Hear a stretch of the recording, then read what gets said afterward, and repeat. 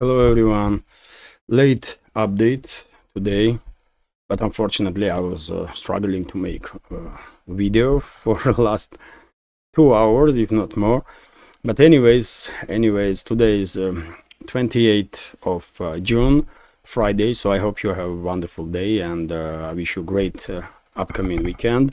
Now it's 20 past 1, middle of the day by Moscow time. I'm Levan Gudadze, and as I said, this is today's late first update in which I will share all the main news that are making headlines in Russian media outlets and Russian language pages on different internet platforms. And there are quite a few very significant developments and news that I like to share with you for this moment. And I will start with, I guess, top news worldwide for this hour, which is, of course, debates between presidential candidates of the US, Trump and Biden. Obviously, Russian media pay attention to this event, and even though I didn't watch the debate personally, I see some fragments, I read some comments on it, and it seems like it was a total disaster for Biden and his camp. According to media reportings here in Russia, about 70% of media thinks this was disaster for Biden and Trump won. Public is also divided approximately this way. Over 60% believes that Trump won and it was disaster for Biden. And question is rising, and this question was actual, relevant from the very beginning. Why Democrats even agree on this debate? And the only explanation I can come up with is that they wanted to set up Biden for failure and then replace him. And by the way, according to Russian media reports, Democrats, decision makers among Democrats already are talking about replacing Biden. And if that's the case, if this really was a setup of Biden for a failure, then question is who will replace him. And even though I don't pretend to be expert in US internal politics, definitely not, I will share with you my take on the situation, and members of our community from US, they can of course share their opinion on it. So I think Biden most likely will be replaced. This was set up clearly, it seems to me, and he might be replaced with the wife of former US President Barack Obama. So Michelle Obama may be in a conversation. There was reports a few months ago that Michelle Obama was asked to lead Democrats in these elections, and she declined this proposal, according to some reports that I see, but still her candidacy will be in a conversation, I guess. Also, I have an impression that from what I read about US politics, that California governor, it's Gavin Nunez or whatever name is of that guy, may be in a conversation as a potential candidate, even though California itself state is in it's like I don't know, zombie apocalypse right now. State is in deep trouble, obviously, and internet is full of video, and you might find it difficult to believe that this is really happening in Los Angeles or in San Francisco or in some other places, but it is true. California is done under leadership of this neolibs. But this person, governor of California, has some good connections, especially in elites, and therefore he might be used as a front runner, as a frontman. And also, of course, we should never forget about Clinton clan. And who knows, maybe Hillary Clinton will once again becomes a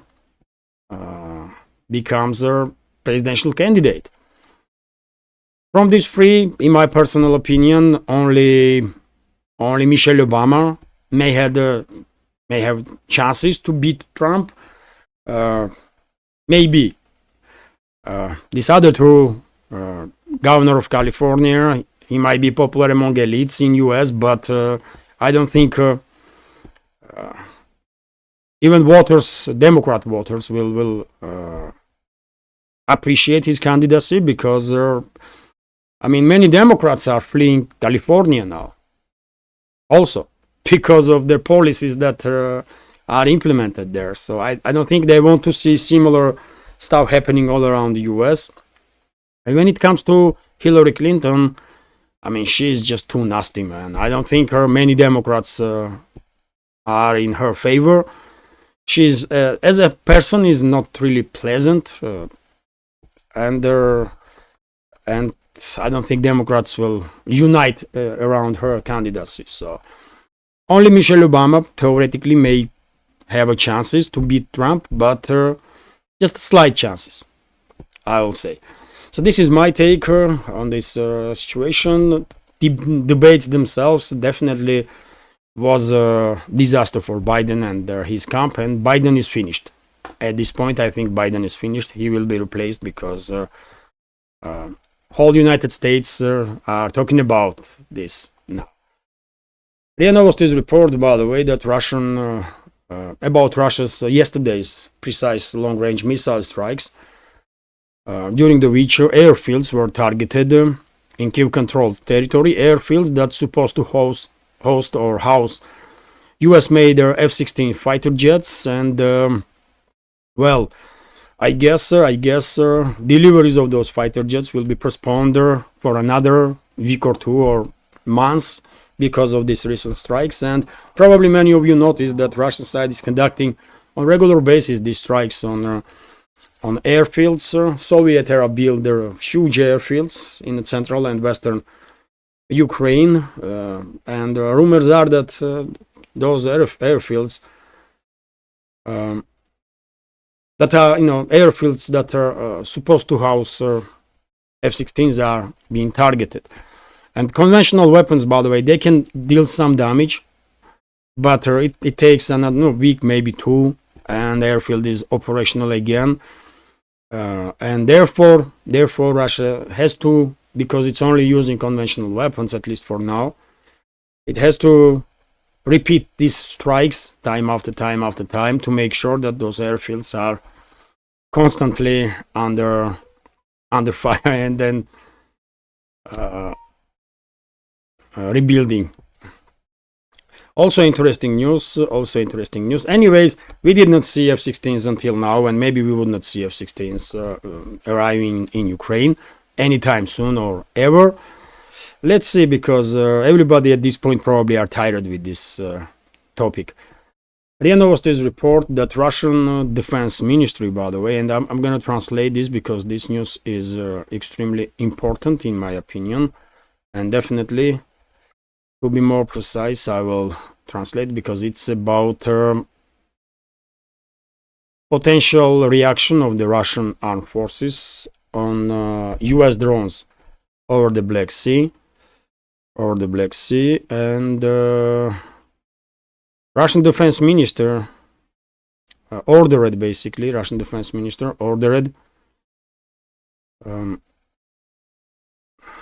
Defense Minister Andrei Belosov instructed the General Staff to make proposals for a rapid response measures to US provocations over the Black Sea.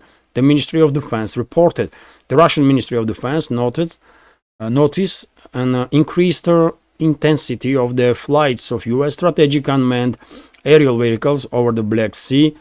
The department said these drones conduct recognition and aim high-precision weapons at targets which Western countries transfer to Ukrainian armed forces to carry out strikes on Russian territory. Thus, we can talk about the great involvement of the United States and the NATO countries in the Ukrainian conflict on the side of Kiev.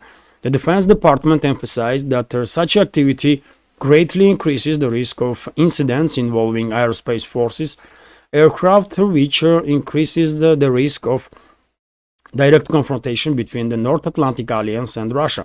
NATO countries will bear responsibility for this. Ministry of Defense concluded. So basically, General Staff of Russian Armed Forces given order to come up with solutions on rapid response on these threats, and I guess solutions already been proposed to Defense Ministry to finalize, and it is definitely possibility, in my understanding, that Russia will declare some no-fly zone over the southern areas of the Black Sea, and then some actions may be taken if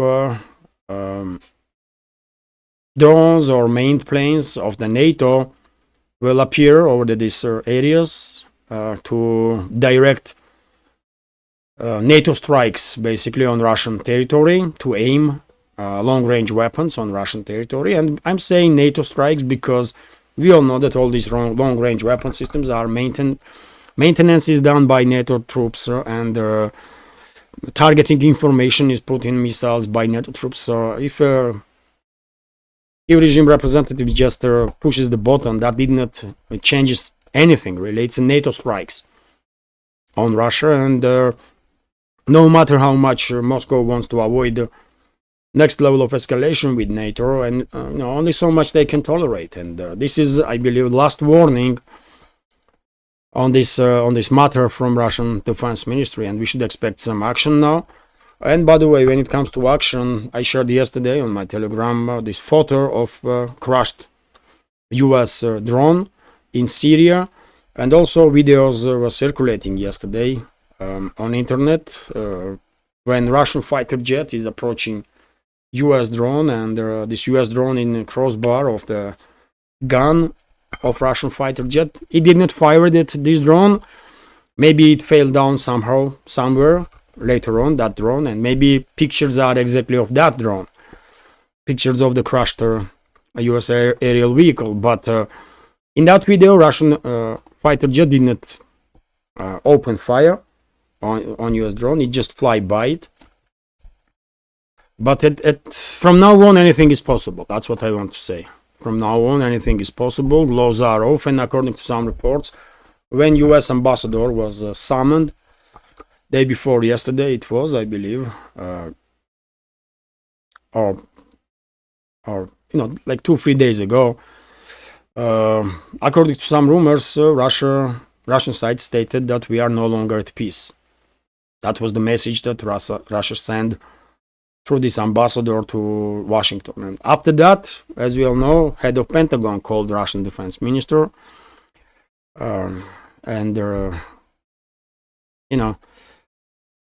we should expect next level of escalation anytime at this point. RIA Novosti is reporting that Poland and Baltic states are asking EU to finance 700-kilometer defense line on the border with Russia and Belarus. They are asking for 2.5 billion euro. What a great opportunity for corrupt politicians in Baltic states and Poland to, enrich themselves a little bit for a couple of billions. I mean, as long as European taxpayers are no mind to pay for all this craziness, then why would these corrupt officials in Europe stop enriching themselves?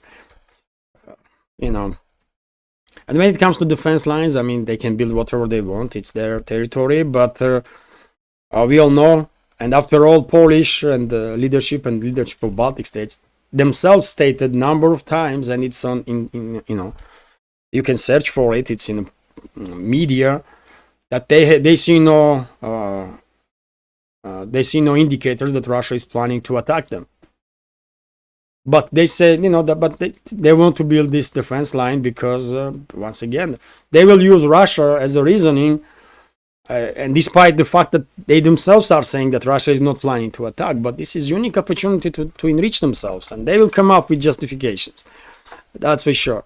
And I believe this 2.5 billion euros is just the beginning, by the way. They will ask for some more and some more and some more, because, those people want to be filthy rich. And they will. Once again, as long as the European taxpayers are happy to finance all this craziness of the European politicians, then nothing is stopping them to continue. Kommersant newspaper is reporting that Zelensky, first time ever, I guess, starts talking about casualties that Kiev regime is suffering.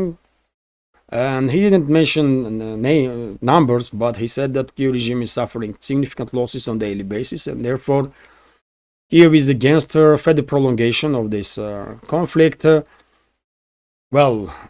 Interesting. He spoke in English, by the way, so maybe he was begging his Western masters to let him accept Russia's proposal, Russia's latest peace proposal. I don't know. Could be. But I don't think Western ruling class will allow Zelensky to accept any Russian peace proposal. No, they will continue. Western ruling class will continue this proxy war until they are forced to stop. And we are really getting close to that point when Russia will force Western ruling class to stop. What that will be extreme. Russia will use extreme force for that, or some other means will be deployed to bring Western ruling class to their senses. I cannot know, but we are clearly getting to that point when something big is about to happen. And by the way, when it comes to casualty numbers, of course, many of you are monitoring reports of the Russian Defense Ministry on progress of special military operation that is done on daily basis. And for last month or two, we clearly are seeing significant increase in casualty numbers on part of Kiev regime. It was a huge before, and now it's just absolutely catastrophic for Ukrainian society, for armed forces of the Kiev regime, because they are losing at least 1,500 to 2,000 military personnel killed and wounded on daily basis. And of course, hard to tell how long they may sustain such a high level of casualties, but not for forever, that's for sure. At some point, we will see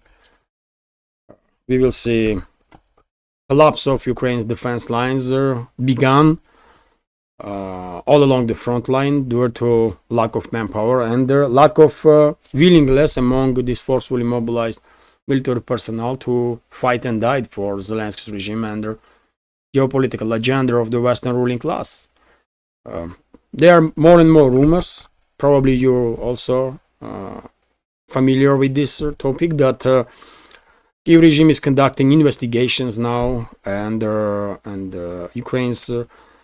Ukrainian these forcefully mobilized soldiers are under increased pressure because there were instances of sabotage from those forcefully mobilized people when they were providing, according to rumors, they were providing Russian side with information about munition depots and how warehouses where military equipment was hidden by Kiev regime, about some other topics.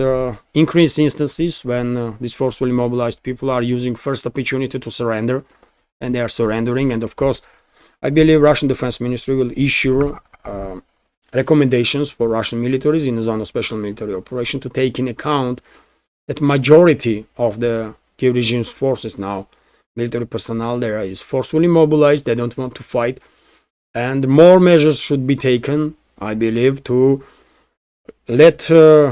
give these people opportunity to lay down arms and surrender in a safe manner, because it's one should always keep in mind that Kiev regime has detachment units, neo-Nazi detachment units, that are killing Ukrainian soldiers whenever they are leaving their positions or trying to surrender. So this process definitely needs to be done in safe manner when Ukrainian soldiers are surrendering, and I believe Russian side will take care of it, or will do whatever is necessary to make sure that Ukrainian soldiers on a zero line will have such opportunity to surrender.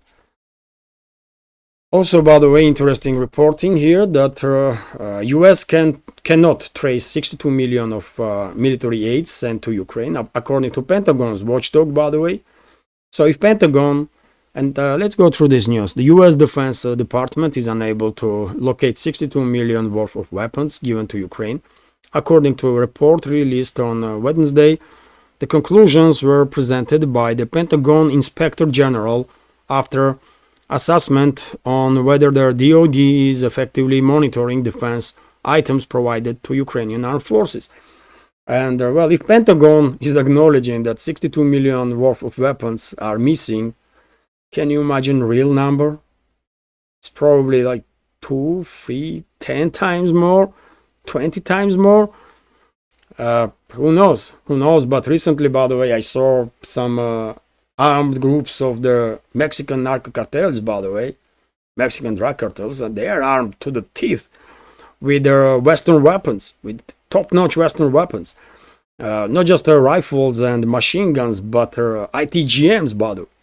ITGMs, and I would not be surprised at all if Mexican gangs got those weapons from Ukraine through black market. And you all see increasing gun violence in Europe, isn't it? In many European countries, gun violence is becoming a big issue, and if you trace those weapons, you may find their origin in Ukraine also. And what to be said about terrorist organizations that will love to get their hands on these weapons that NATO is providing to Kyiv regime, and who knows how many manpads, ITGMs, and many other weapon systems have been sold by Ukrainian militaries to terrorists worldwide. Who knows? And it is high risk that those weapons will emerge at any time, anywhere in this world. So yes, man, if Pentagon is acknowledging that 62 million worth of weapons is missing, in reality, the real number is in billions, I guess. Also interesting news, by the way, that EU, it's a final decision. I guess that EU nominates Russia Hawk to be bloc's next top diplomat. I spoke about possibility that Kaja Kallas, Prime Minister of Estonia, will replace Josep Borrell in the position of top diplomat of the EU. I heard about it first time on from Alex Christoforou on his channel, host of Duran show, of course. And I spoke about it in yesterday's update, I believe, although I did not see media reporting on that.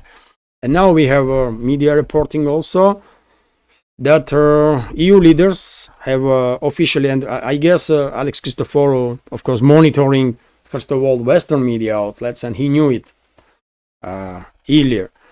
But Russian media only now pay attention, so that's when I'm reporting that it's official, that EU leaders have officially nominated the Estonian Prime Minister Kaja Kallas to replace Josep Borrell as a bloc's top diplomat. Kallas is known for her hawkish position on Russia and has been one of the most outspoken proponents of the tougher sanctions on Moscow, and she is not just arguing or advocating for top sanctions on Russia, but he is now criticizing NATO itself and demanding that NATO's main goal should be defeating Russia on the battlefield. That's how crazy is she, by the way. I mean, that's how crazy she really believes that they can defeat Russia.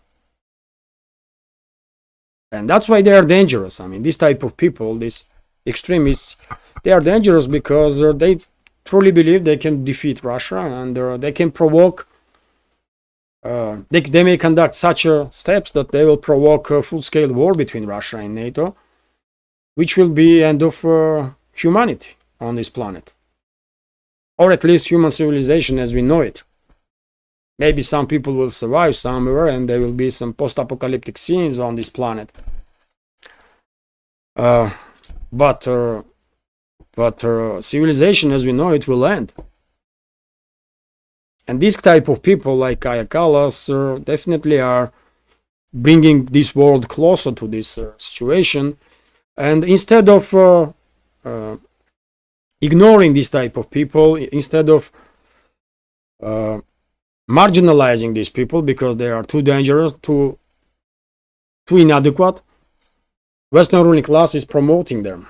Western ruling class is promoting them, and she most likely will be next head of EU diplomacy. And because according to a report here, by the way, EU leaders have officially nominated Estonian Prime Minister Kaja Kallas to replace Josep Borrell. So it's official. And well, instead of ignoring this type of extremists, Western ruling class is promoting them, which raises question that maybe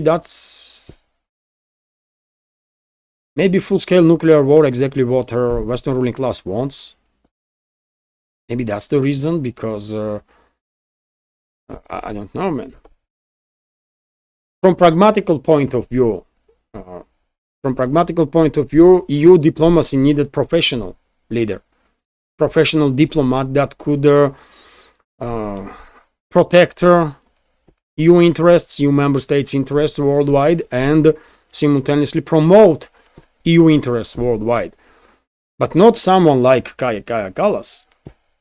I mean, but yet again, Western ruling class, real decision makers, for whatever reason, are promoting these crazies, which is dangerous,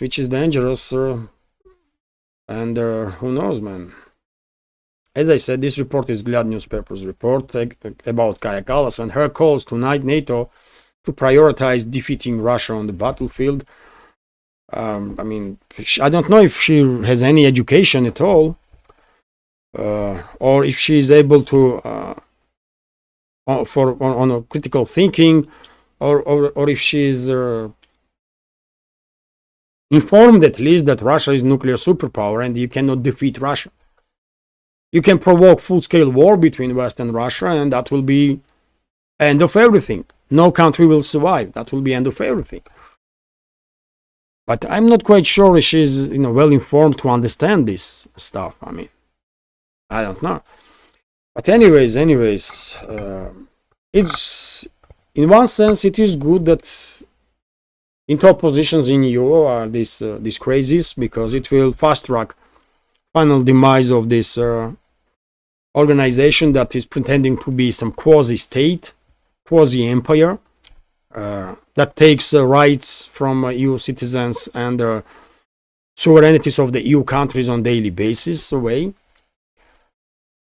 So let's see. RT's report, by the way, that pro-Western group calls for NATO assassination campaign in Russia. So yes, NATO assets, Western assets that flee Russia and are pretending to be somewhat relevant in the West, they are openly calling now terrorist attacks to be conducted on Russian soil. And unfortunately, because platform to these crazes was given by, in this particular case, British media outlet Times, I'm afraid this is not random stuff. This is not random stuff. And after failing with the political pressure, with the economical pressure, sanctions wars, proxy war against Russia, Western ruling class may resolve to exactly the terrorism, and they may activate their assets among all those terrorist groups that they create and finance for decades and decades, and they may intensify terrorist attacks on Russia. This is definitely a risk and a possibility, and I guess Russian security forces also working on this matter to neutralize all the possible threats. So one should expect, definitely one should expect increased terrorist attacks on Russia that will be organized and directed by Western ruling class, collective West, under leadership of Washington and London, that's for sure. And simultaneously, by the way, this information highlights level of degradation of the Western media itself, because I don't believe any self-respected media outlet will ever allow itself to give a platform to terrorists and allow them to call through their platform for killings of their politicians, public figures, journalists in other country. But Times, British Times did it. Shame on them. Shame on them, by the way. This is, I mean, crazy. This is really crazy, man. Probably they are so blind. I mean, editor-in-chief of the Times, the editors, they are so blind with Russophobia that at this point, probably they don't care about principles of journalism, about principles of humanity. They don't care about anything. And they are providing with the platform terrorists to call openly for a killing of the Russians. I mean, crazy, man, crazy. Level of degradation of the collective West, institutions of the collective West, including media, is truly, I mean, unprecedented, something extraordinary. But let's go through this news, at least several sentences here.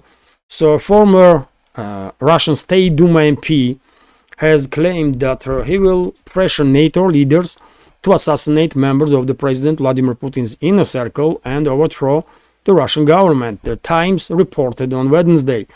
The British newspaper spoke to Ilya Ponomaryov, self-styled representative of the Russian resistance. This is all, by the way, assets of the CIA, obviously, terrorists. He outlined his plan to submit a document during the 75th NATO summit in Washington next month that justifies the use of force against those close to Putin. Ponomaryov, who lives in exile and claims that some serving Russian MPs are part of his movement, told the Times that the term combatant should cover government officials who organize or finance the war with Ukraine, businessmen who produce arms, propaganda warmongers. The targeted assassinations of such people on Russian soil would be illegal then, he argued. So, as I said, by the way, if we translate his statement in a normal language, then basically he calls for assassination of the politicians in Russia, businessmen, and journalists. And everybody, just about everybody, who is patriot of Russia, and that is the vast majority of Russian citizens. That's what this person is doing, by the way, and Times give him an opportunity to openly call for killing of their people in other country, which is, I don't know, man. I mean, you tell me if you think this is normal practice for a journalist, because this is not. I grew up in journalism, by the way. I am in journalism since 17 years, and I work in many top Georgian news agencies. I'm still now citizen journalist, working as a citizen journalist, and if I know anything, that must be journalism, how journalism should be done. And by the way, media outlet cannot allow anybody to call for a killing of the people. This isn't, because it's not journalism. You becoming a part of some terrorist organization if you allow yourself to do such stuff. And in Russia, by the way, media outlet would not even be able to publish anything like that, because the editor-in-chief of that newspaper or magazine will end up in trouble, and the security services will have questions. How come that you are publishing in your newspaper calls to kill people? I mean, are you crazy or what? So this kind of stuff cannot happen in Russia, by the way. But it is happening in UK, and then UK officials will come out and start talking about state of media in Russia. Are you joking, man? Are you? What is this, man? Unbelievable, man. Unbelievable. I'm telling you, hatred of Russia and Russians, this Russophobia is getting to those people, by the way, that are in institutions, Western institutions, and they really are becoming crazy and crazy. I mean, as time goes by. it's a shame that this is happening to in general, and this is happening in the Western world, but it's just factual. Anyways, let's continue. TASS News Agency is reporting that possible future Prime Minister of France, leader of the Marine Le Pen's party, National Unity, Jordan Bardella is promising French society that there will be no French troops in Ukraine if his party will receive a majority of the votes in upcoming parliamentary elections in France. Okay, let's see. Very same person, by the way, just a few days ago was saying that he's not against sending weapons to Ukraine, and once if he will become prime minister, then I wouldn't be surprised at all if he will say, you know what, I was kidding. Are you serious, man? I'm prime minister now, I'm big boss. So who cares what I promised to you? And we may see some big U-turn. Like there was so many cases in Europe that I don't think anybody would be surprised or will be surprised. There was so much hopes on prime minister of Italy, I know, in Italy and in Europe, and it only took like a few days, 24 hours, basically. And Giorgia Meloni become a spearhead when it comes to spearhead of the Western ruling class when it comes to everything crazy. And very same may happen in France also with this National Unity Party. I don't know. Let's see. But U-turns we get to use. We used to these U-turns in European politics, so nothing gonna surprise us for sure. RIA Novosti's report, by the way, that Israel is in talks with US and Ukraine to transfer some 8 Patriot air defense systems to Kiev regime. Israel had the plans to retire these 8 air defense systems, but increased tensions in northern Lebanon basically forced Israeli military leadership to keep those air defense systems operational, but still Washington is now pressing Israel, as far as I understand, to go ahead with the plans and retire these air defense systems, then transfer these air defense systems to US, and US will provide US will give it to Kiev regime. That's a shame, by the way, that they are coming up with. But if it happens, by the way, if Israel will become an active member of this anti-Russian Russophobic coalition, then they should be ready that Hezbollah will get some extremely dangerous weapon systems in fairly short time. So that, it's up to them. Choice is those. If IDF really wants to see in hands of Hezbollah modern weapons that Russia can provide Hezbollah, they can continue with these anti-Russian policies, and they can send all the air defense systems if they want to Kiev regime, or entire the army to Ukraine. And let's see what will happen after that. Very unpleasant news, by the way, very unpleasant news, because there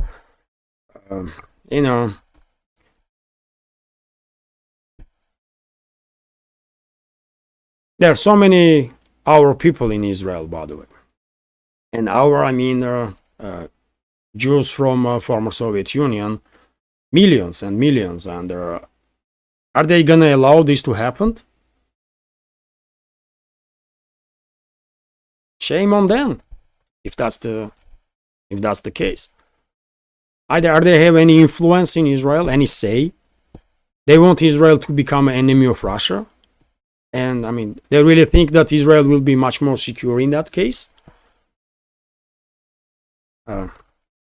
Let's see. Once again, who knows what will happen? But if Israel will become an active member of anti-Russian coalition, if it will start delivering weapons to Kiev regime, then they should be ready for possible Russian retaliatory actions. TASS news agencies report that according to press spokesman of the Russian president, Dmitry Peskov, active work is done to prepare a visit of the leader of the Palestine, Mahmoud Abbas, to Moscow. And this visit should take place in relatively short time. Public will be informed about it. In addition, of course, and well, interesting. It might well be that Russia at some point may play a crucial role to end hostilities in the Middle East. Maybe because it is clear that Western ruling elites, Western political elites cannot be trusted by anybody really, and I guess in case of West Bank political leadership, this is true also, and they want to maintain good working relationships with Moscow, and maybe they will seek a bigger involvement of Moscow in process of de-escalation. It is possible Moscow can play a positive role, but once again, if Israel now escalates with Moscow, with Russia so much so that they will start sending weapons to Kiev regime, directly or indirectly, then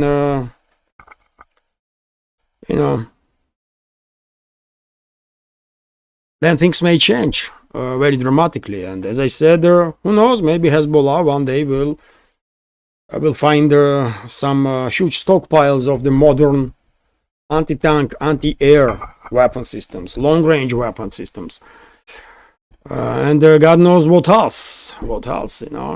Desert is big there, and if you are looking good enough or long enough, you may find some very interesting stuff there. TASS news agencies report that in Bolivia 10 militaries were arrested after a failed coup 2 days ago, and well, at this point media is still speculating who was behind this failed coup attempt and who was not. Most likely it was CIA, by the way. Let's be clear. Nothing like that has happened in Latin America, in South America, without CIA's involvement. Isn't it? Ever. So it was CIA, poorly prepared operation, and this coup d'etat failed miserably in just hours time, which is great, by the way, great for Bolivian people. I don't think they needed some fascists now in their leadership, and the CIA usually puts fascists in the governments after coup d'etats. Chileans know this perfectly well, by the way, and not just Chileans, Honduras and so many places, by the way, that were devastated by those assets of the CIA. And yes, one should keep in mind that Bolivia is also, by the way, in good relationships with Russia, good relationships with China. It's the richest country in the world when it comes to lithium. Lithium, by the way, that is used in batteries, including in electric cars. So Bolivia has the biggest reserves of lithium in this world, and whenever you hear that, you know straight away that if this country is not controlled by US, then Washington will try whatever it takes to establish direct control over it. And they tried, but their coup attempt failed, at least for now. But it does not mean that they will not try more. They will continue to try, man. And the Bolivian security forces should be on high alert constantly, because Western ruling class, they have no reverse gear, and if they order CIA to overthrow government there, they will not stop. They will constantly try. Let's continue. And by the way, how long is this update? It's already 44 minutes. Okay, I will end then. I will end this update now. I still have some news left, but maybe, I mean, yesterday I wasn't able to make second update, but let's see, maybe today in a couple of hours time I will upload the second update with some additional news. So I will end this update now. Hopefully you will find it interesting and useful, informative. And if so, please click that like button and leave some commentary. If you can, please share information about my channel with your friends in real time and on internet. And finally, if you like this channel, if you find it interesting, useful, informative, and if you think this channel deserves to exist in this field of news and political commentary, please consider to support my work with small donations through PayPal, Boosty, or by subscribing to my Patreon page, on which, by the way, I have some extra content on a regular basis. This week was a little chaotic. I didn't have that much extra on Patreon, but I will work on that for sure. But if you subscribe to Patreon, you will see there many videos, not just news and commentary, but some other stuff also, non-political, just about life in Russia. So, and that will be great support for this project and for me personally, of course. All the links under this video in the description box and in the pinned comment. This is it for now. Have a great day and take care.